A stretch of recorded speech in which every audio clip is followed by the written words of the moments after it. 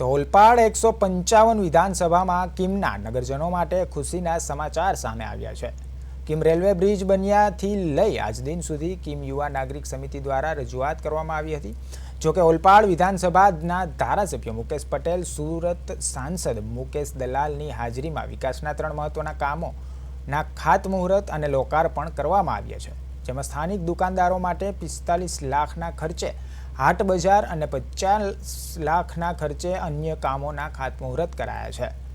जो कि सौथी मोटी मांग किम गामना लोकोनी हती, जेमां किम रेलवे ओवरब्रिज बन्या बाद अकस्मात वधता स्ट्रीट लाइटनी मांग करवामां आवी हती, परंतु स्थानिक केटलाक शासको आ मुद्दे गामने गुमराह करी रह्या हता। जो कि किम युवा नागरिक समिति द्वारा धारासभ्यथी सांसद सुधी रजूआत कराई हती, परंतु कोई कारणसर आ ब्रिज पर स्ट्रीट लाइट मुद्दे आंख आड़ा कान करवामां आवता हता।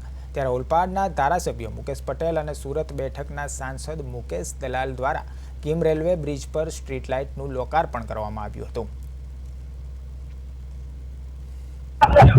કિમ નગરના લોકોમાં ભારે ખુશી જોવા મળી રહી છે, કારણ કે આજે કિમ નગરને સૌથી મહત્વની ભેટ આજે આ વિસ્તારના ધારાસભ્ય આપવા જઈ રહ્યા છે, કારણ કે વર્ષો જૂની જે માંગ હતી, જે બ્રિજ પર સ્ટ્રીટ લાઇટની માંગ હતી, તે આજે પૂર્ણ થવાની છે। આ સિવાય જે વેપારીઓ છે, જે નગરજનો છે, તે લોકોને ધંધા માટે બજાર જે હાટ બજાર છે તેની પણ માંગ પૂરી થવા જઈ રહી છે।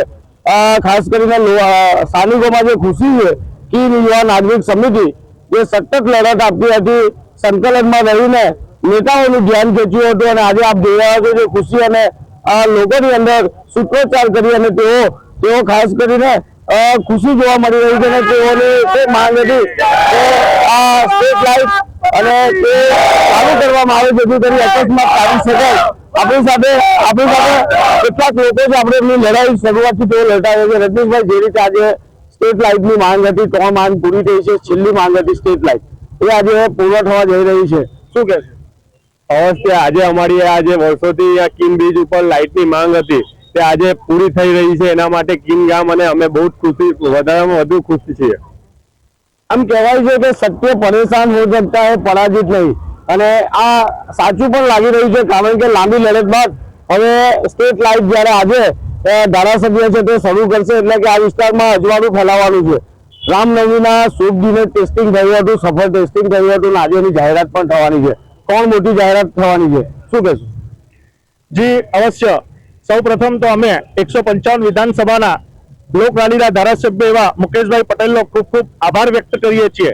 કિમ નાગરિક યુવા સમિતિ કિમ ગામના વિકાસ માટે જે રીતે કામ કરી રહી છે, એમાં આજ રોજ અમારા માટે સૌથી ખુશીના સમાચાર છે। ઘણા સમયથી કિમ બજારના વેપારીઓ અને કિમના નગરવાસીઓ ઓવરબ્રિજ ઉપર લાઇટની આતુરતાથી રાહ જોઈ રહ્યા હતા।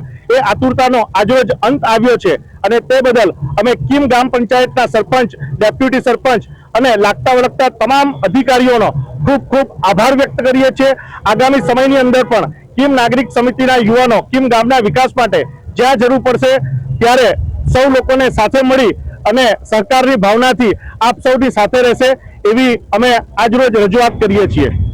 કિમ યુવા નાગરિક સમિતિ દ્વારા સ્થાનિકોની જે માંગ હતી એ પૂર્ણ આજે થવા જઈ રહી છે।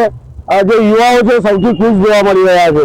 ભગવાન ખાસ કરી સ્માઇલ નથી દેખાતી, જે રીતે લડત લેતા હતા હજુ બી વિશ્વાસ નથી આવતો કે આજે લાઇટ ચાલુ થશે। આજે લાઇટ ચાલુ થશે, અમને બહુ ખુશી છે। અમે મંત્રી શ્રી સાહેબનો અને બધી રાજ્ય સરકારનો બધાનો ખૂબ આભાર।